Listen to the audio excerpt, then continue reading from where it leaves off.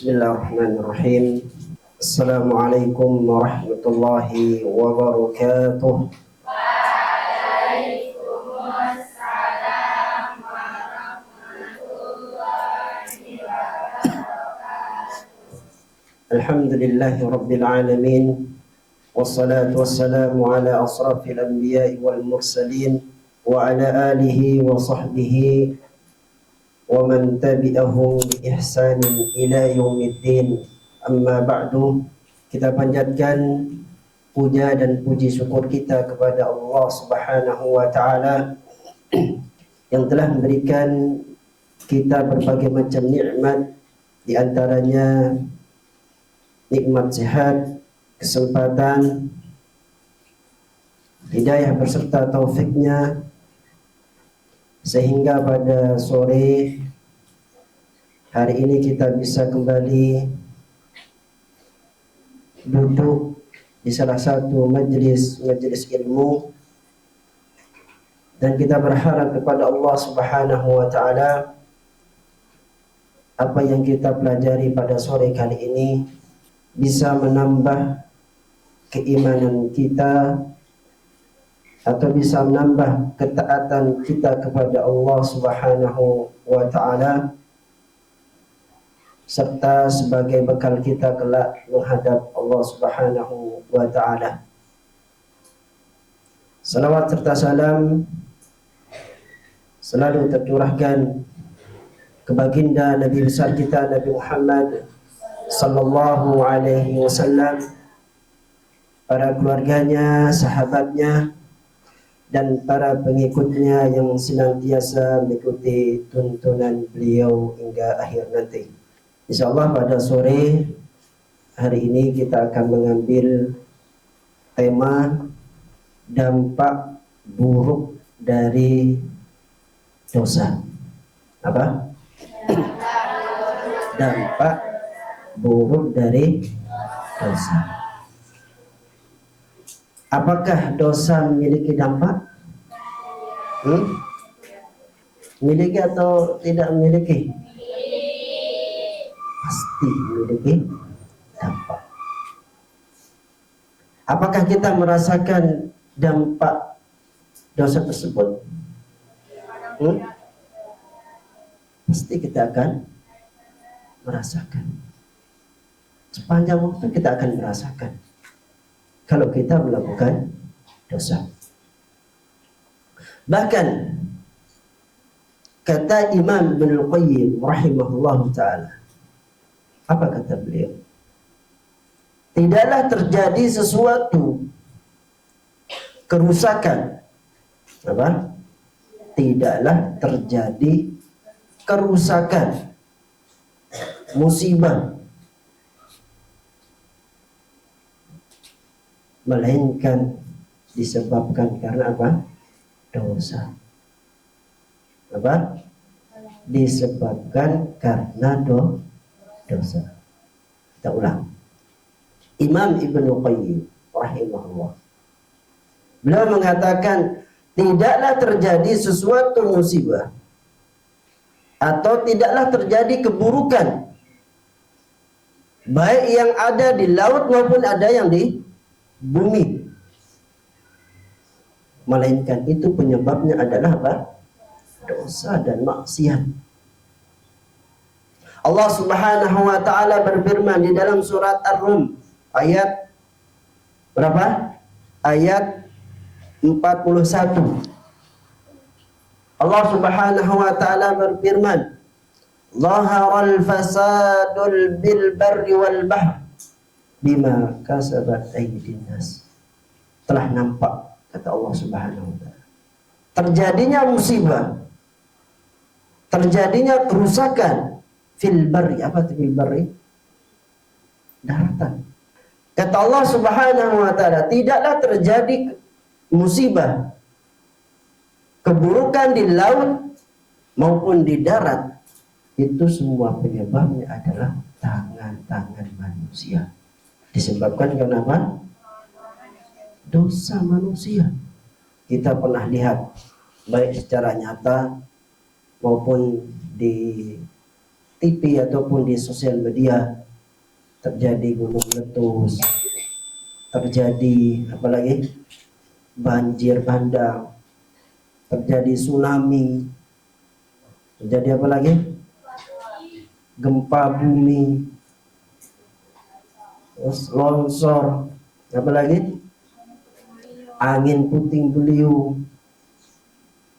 Itu semua penyebabnya adalah apa? Manusia. Itu penyebabnya adalah dosa yang dilakukan oleh manusia. Makanya Allah Subhanahu wa taala berfirman tadi apa? Zaharul fasad fil barri wal bahr bima kasabat aydin nas. Tidaklah terjadi kerusakan di laut maupun di darat kecuali dengan penyebab dosa. Maka dampak dari dosa itu sangat serius. Jangan kita meremehkan dampak atau efek dari dosa tersebut. Maka kita sebutkan poin-poin dampak dari perbuatan dosa.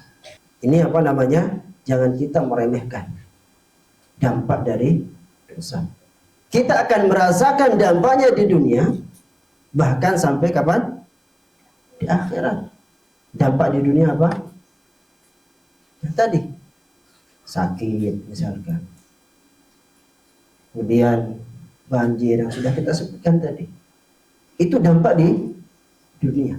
Dan ada lagi dampak-dampak yang dampak-dampak dari dosa yang kita akan sebutkan. Di akhirat apa dampaknya? Ya di luar. Perhatikan. Di akhirat apa dampaknya? Masuk neraka. Maka salah satu dampak dari dosa yang pertama adalah seorang itu akan tercegah mendapatkan ilmu. Apa? Seorang itu akan tercegah mendapatkan ilmu. Ini dampak yang pertama dari perbuatan dosa. Kita merasakan sulit untuk menghafal, sulit untuk belajar, sulit untuk memahami pelajaran. Tidak tahu-tahu mau menghafal berat. Baru pegang Al-Quran sudah paham. Baru pegang pen, buku sudah lemes. Baru masuk kelas sudah ngantuk. Itu semua penyebabnya apa? Dosa. Itu dampak dari perbuatan dosa. Seorang itu akan terhalang untuk mendapatkan ilmu. Padahal ilmu itu adalah cahaya. Ilmu itu adalah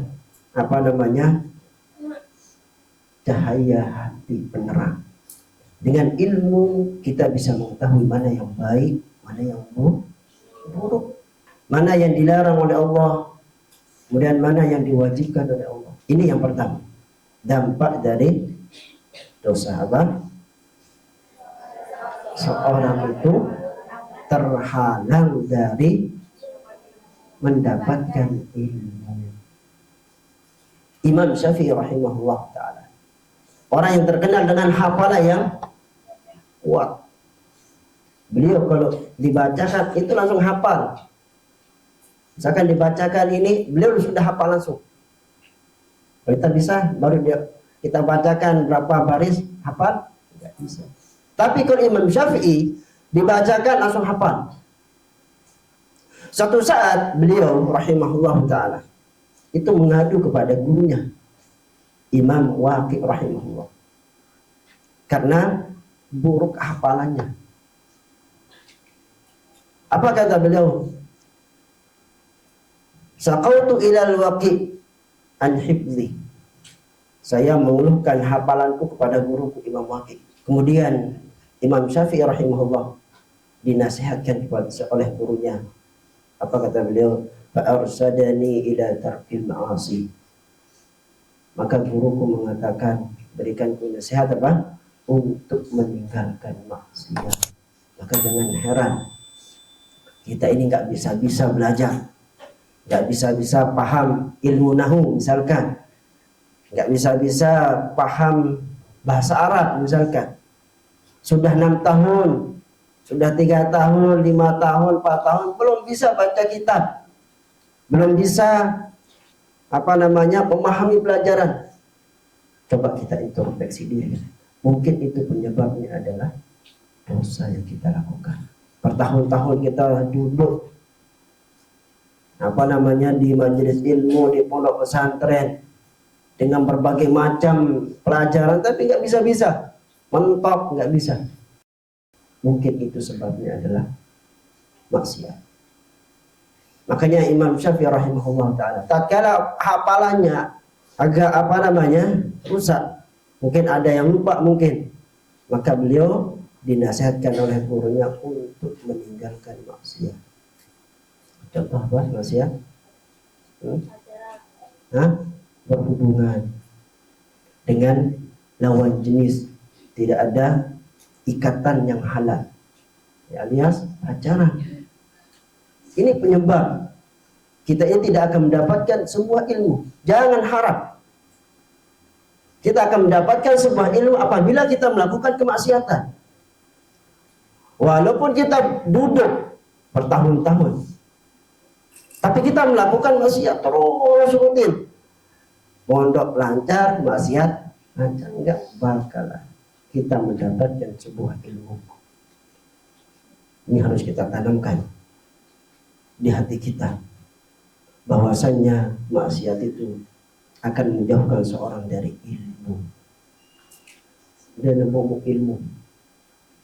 Contoh yang lain apa maksiat? Nyolong, apalagi sombong, apalagi cuma 2 maksiat. Gibah, menggibahi guru. Ini bahaya nih. Kalau sudah santri ataupun santriwati sudah mau sudah ngomongin guru, nah ini sudah, jangan harap kalian akan mendapatkan ilmu yang berkah.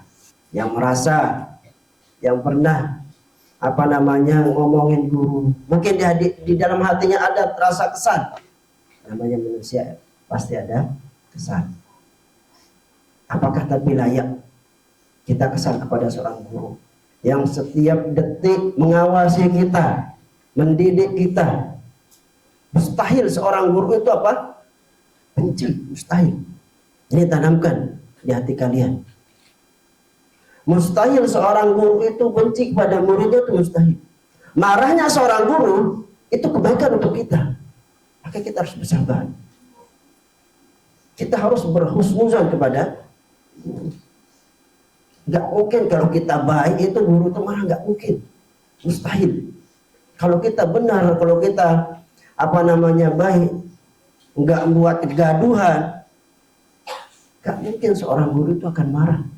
Makanya marahnya seorang guru itu bukti cinta, bukti kepedulian dia terhadap kita. Jangan sampai kita ini terjerumus ke dalam kemaksiatan. Kita dilarang pakai celana misalkan, itu kebaikan untuk kita. Kita dilarang apalagi aturannya, misalkan di rumah pas liburan kita dilarang pakai kerudung pendek, pakai celana jin misalkan, itu kebaikan untuk diri kita. Maka semua bentuk kemaksiatan, semua bentuk dosa harus kita tinggalkan supaya kita tidak terhalang dari ilmu. Ini yang pertama, dampak dari perbuatan dosa. Seorang akan terhalang mendapatkan ilmu. Kita cita-cita ingin jadi ustazah misalkan, cita-cita jadi kiai, cita-cita jadi dosen, tapi apa? Malas, banyak melakukan pelanggaran, banyak melakukan kesalahan. Bagaimana kita akan mendapatkan cita-cita kita? Bagaimana kita akan meraih cita-cita kita? Sedangkan kita menempuhnya dengan apa? Dengan kemaksiatan yang tak mungkin. Ini yang pertama. Kemudian yang kedua, dampak dari perbuatan dosa adalah rezeki itu syarat. Syarat? Tahu namanya syarat? Susah, sempit. Dampak yang kedua dari perbuatan dosa adalah rezeki itu akan seret, sempit, susah. Kita misalkan mau jualan ini, darah pembeli, nggak laku. Mau jual itu nggak laku. Bisnis itu rugi. Mau jualan ini nggak ada yang beli. Buka misalkan perusahaan ini bangkrut, pekerjaan susah, sulit misalkan, itu penyebabnya apa? Dosa. Maka dampak yang kedua dari perbuatan dosa dan maksiat adalah rezeki itu menjadi sempit, seret. Imam Ibnu Qayyim rahimahullah taala mengatakan, "Anna taqwallah mujallabatul rizki." Ketakwaan itu bisa mendatangkan rezeki, bisa melancarkan rezeki. Fatarqut taqwa mujallabatul faqri. Sedangkan meninggalkan takwa alias bermaksiat kepada Allah itu mendatangkan sempitnya rezeki. Ini dampak dari dosa, perbuatan dosa. Apakah rezeki itu atau apakah sempitnya rezeki hanya dari materi? Tidak. Rezeki itu banyak. Selain harta? Selain harta apa? Masa rezeki itu cuman dilihat dari materi loh? Contoh rezeki yang lain apa? Kesehatan. Itu rezeki. Anak yang soleh dan solehah itu juga rezeki. Apa lagi? Itu doang? Apa lagi? Mana yang ada? Contoh rezeki yang lain selain harta. Tadi kesehatan, anak soleh dan solehah. Apa lagi? Ilmu yang berkah. Apa lagi? Umur yang panjang. Apa lagi? Diberikan keharmonisan dalam keluarga. Baik itu suami istri, diberikan keharmonisan, hubungan yang langgeng, bahagia dunia akhirat. Ini rezeki. Maka orang yang melakukan kemaksiatan, orang yang melakukan dosa, maka Allah akan berikan hukuman. Allah akan sempitkan rezekinya. Allah akan menjadikan anak-anaknya menjadi anak-anak yang nakal, yang tidak patuh pada kedua orang tuanya. Ada? Maka semalam saya lihat di Facebook, ada seorang anak itu kalau di Lombok Tengah. Apa dia bilang ayahnya? Dia tantang ayahnya. Dia mengatakan, kalau bahasa Sasak, dekat beramak di ante. Bayangkan. Dia tantang orang tuanya untuk apa? Kelahi. Kemudian keluar kata-kata kotor. Itu dampak dari apa?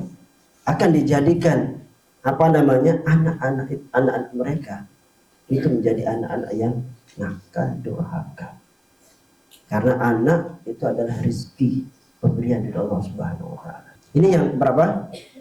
Yang kedua, dampak dari perbuatan dosa. Yang pertama apa tadi? Seorang akan dihalangi mendapatkan ilmu. Yang kedua apa? rizkinya akan seret atau sempit, susah, nemu kepeng, kerja sana sini susah nemu kepeng. Kemudian dampak yang lain dari perbuatan kemaksiatan atau perbuatan dosa, menjadikan hati manusia itu gelisah. Apa? Menjadikan hati manusia itu gelisah. Hatinya itu gak tenang. Kalau bahasa gaulnya apa? Kalau bahasa gaulnya itu apa? Gelisah itu apa bahasa gaulnya gelisah? Galau. Kalau bahasa gaulnya. Itu sebabnya apa, manusia? Ini yang galau bagi orang-orang yang kecanduan hubungan nih. Dek mantan pun galau. Ini sebabnya. Maka dosa itu akan menjadikan hati manusia itu tidak akan tenang, gelisah, pikiran jadi libur. Gelisah. Iya ditanya, kapan libur? Tanggal berapa? Gelisah. Ini yang ke apa? Yang ketiga, menjadikan apa? Hati seseorang itu gelisah. Baru belajar sebentar sudah gelisah. Uyang. Ini penyebabnya apa dong? Dosa. Maka dampak dari dosa itu sangat berbahaya. Dampak dari dosa itu sangat serius. Jangan kita remehkan.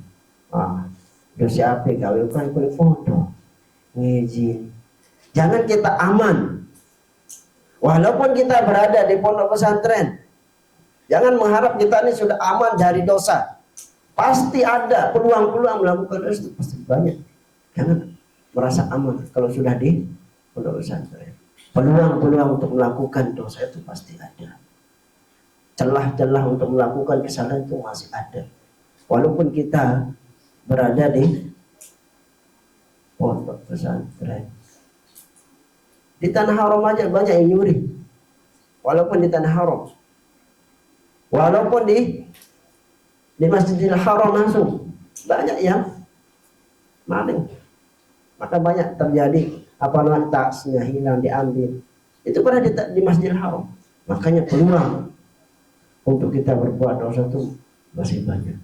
Dan kita harus hati-hati. Jangan kita merasa aman dari dosa.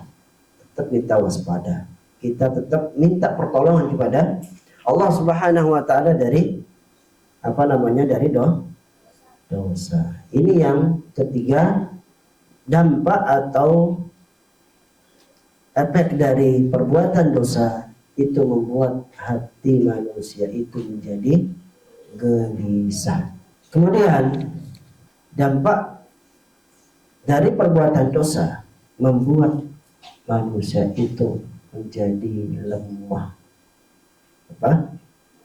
Membuat manusia itu menjadi lemah. Lemah apanya?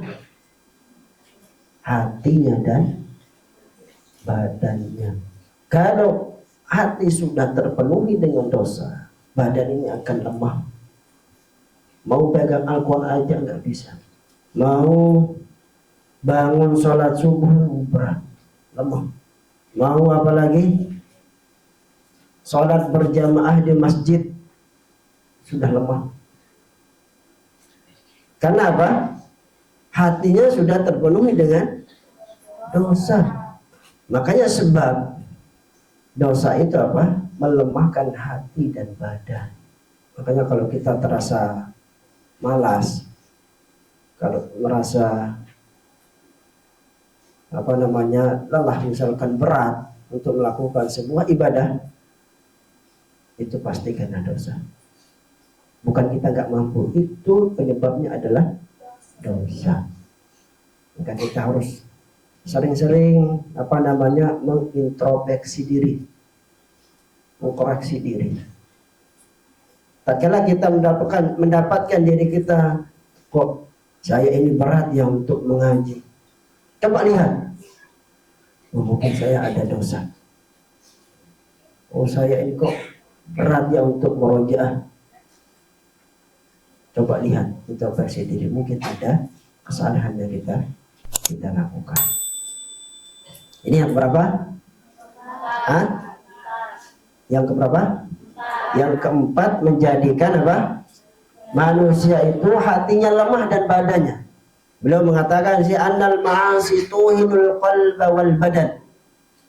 Bahwasanya maksiat, dosa tuhinu, apa tuhinu?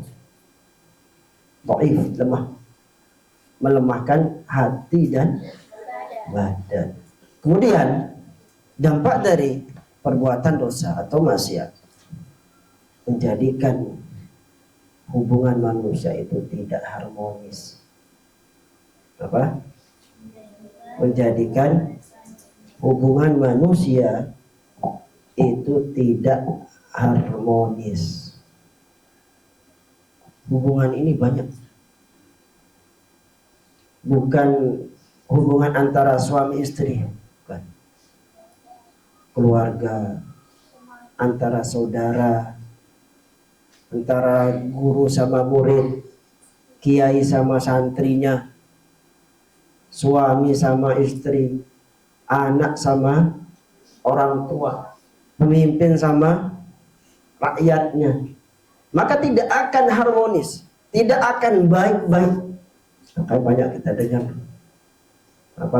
baru nikah sudah cerai, baru berapa bulan, berapa minggu ada yang sudah nikah suami istri sajalah sudah di atas ranjang saling pemudi, ada hadap sana, ada hadap sini, ada seperti itu, ada. Sibuk sendiri, tidak tidak harmonis. Ini semuanya penyebabnya apa? Dosa. Maka hati-hati. Dosa itu dampak dari dosa itu sangat serius. Menjadikan hubungan seorang itu tidak harmonis. Guru sama murid hubungannya itu tidak baik. Anak sama orang tua, makanya banyak anak itu melantarkan orang tuanya. Ada yang melawan seperti kita ceritakan tadi. Coba kalian lihat, kalau kalian pulang lihat kejadian sekarang, anak-anak yang melawan, anak yang melawan kepada gurunya ada. Barang itu di mana itu? Sampai lawan guru berjaguran. Ini semua dampak dari dosa. Menjadikan hubungan manusia itu antara sesama tidak harmonis. Kemudian di antara dampak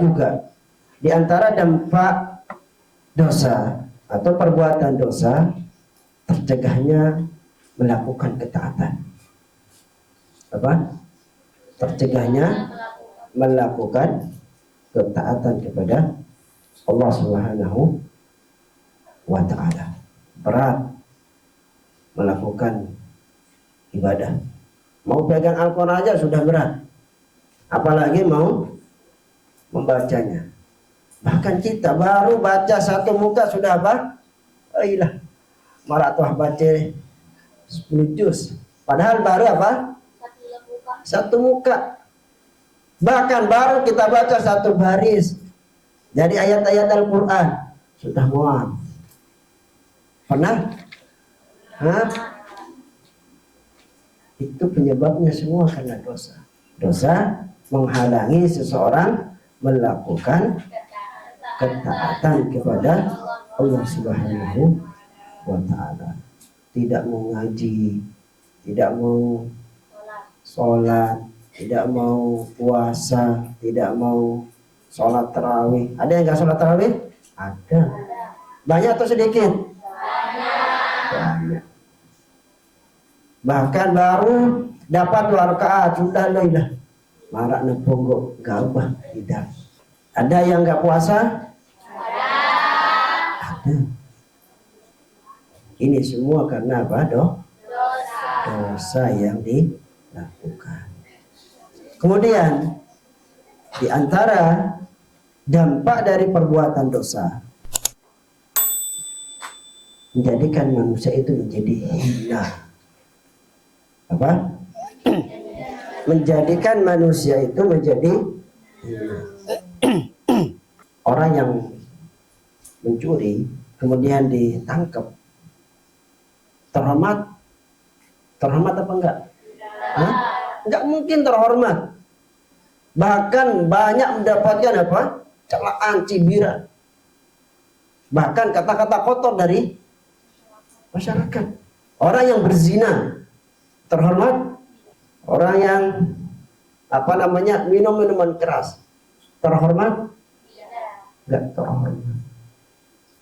Makanya dampak dari perbuatan dosa itu akan menjadikan manusia itu akan menjadi hina di hadapan Allah, terlebih di hadapan manusia. Nggak ada orang yang nyuri itu terhormat, itu nggak ada. Belum saya dengar sampai sekarang. Orang koruptor terhormat, korupsi, enggak. Orang yang melakukan dosa itu tidak akan mendapatkan penghormatan, bahkan mendapatkan hinaan. Orang pacaran terhormat? Tidak. Tapi kalau di mata orang yang biasa, hebat. Tapi di hadapan Allah itu manusia yang hina, gak ada harganya. Apalagi di hadapan orang yang berilmu, orang yang bertakwa, akan hina. Inilah dampak dari perbuatan maksiat atau dosa. Kemudian di antara juga dampak dari perbuatan dosa, sebagaimana yang dikatakan oleh Imam Ibnu Qayyim rahimahullah, annal ma'asi tufsidul aqla, bahwasanya maksiat, perbuatan dosa akan merusak akal manusia. Apa? Perbuatan dosa akan merusak akal manusia, akal manusia. Coba kalian lihat, orang yang sudah minum, apakah sekedar minum? Tidak. Pasti melakukan apa? Zina. Orang yang minum-minum misalkan diskotik itu pasti melakukan berzina. Karena sudah akalnya sudah hilang. Kalau orang sudah mabuk, enggak dengan mabuk, apa yang dilakukan? Apakah tak kira dia minum kemudian mabuk cukup? Enggak. Semua kata kotor itu keluar. Maka salah satu mengatakan pernah kita ketemu orang yang orang yang sudah minum kemudian akalnya hilang, dunia ini ngimpian. Kemudian kata-kata kotor keluar. Nauzubillah min dzalik. Makanya perbuatan dosa itu merusak akal manusia. Kalau udah kecanduan, misalkan judi online, maka mau nggak mau habis uangnya dilakukan? Maling, mencuri. Dan ini banyak terjadi. Orang-orang yang sudah kecanduan judi online, akalnya itu sudah rusak. Padahal sudah kalah lagi. Terus. Kenapa? Akalnya sudah rusak. Sudah nggak sehat lagi. Ini dampak dari perbuatan dosa. Kemudian di antara juga dampak dari perbuatan dosa, bahwasanya orang yang melakukan dosa itu akan mendapatkan laknat dari Allah dan Rasulnya Sallallahu Alaihi Wasallam.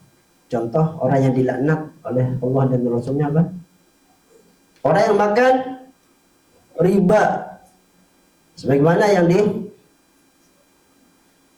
disebutkan di dalam hadis, la'ana akal riba. Allah akan melaknat orang-orang yang makan riba, yang melakukan transaksi riba. Allah akan laknat. Ini perbuatan dosa. Dan Allah akan melaknat orang-orang yang maling, pencuri. Inilah dampak dari perbuatan dosa. Allah akan dan Rasulnya akan melaknat yang berbuat dosa. Jangan sampai kita mendapat laknat dari Allah dan Rasulnya Sallallahu Alaihi Wasallam. Kemudian yang terakhir, dampak dari perbuatan dosa adalah terhalangnya dari doanya Rasul dan doanya para malaikat. Inilah dampak dari perbuatan dosa. Seorang itu akan terhalang dari doanya Rasul dan doanya para malaikat. Maka kita harus hati-hati. Kita harus selalu menjaga diri, selalu minta kepada Allah Subhanahu wa Ta'ala agar selalu dijauhkan dari perbuatan kemaksiatan ataupun perbuatan dosa, terlebih dari perbuatan dosa besar. Contoh dosa besar apa? Syirik. Yaitu syirik besar, terlebih syirik kecil. Allahu a'lam, hanya ini yang kita bisa sampaikan, semoga bermanfaat. Kita tutup dengan doa kafaratul majlis. Subhanakallahumma wa bihamdika asyhadu an la ilaha illa anta astaghfiruka wa atubu ilaik. Assalamualaikum warahmatullahi wabarakatuh.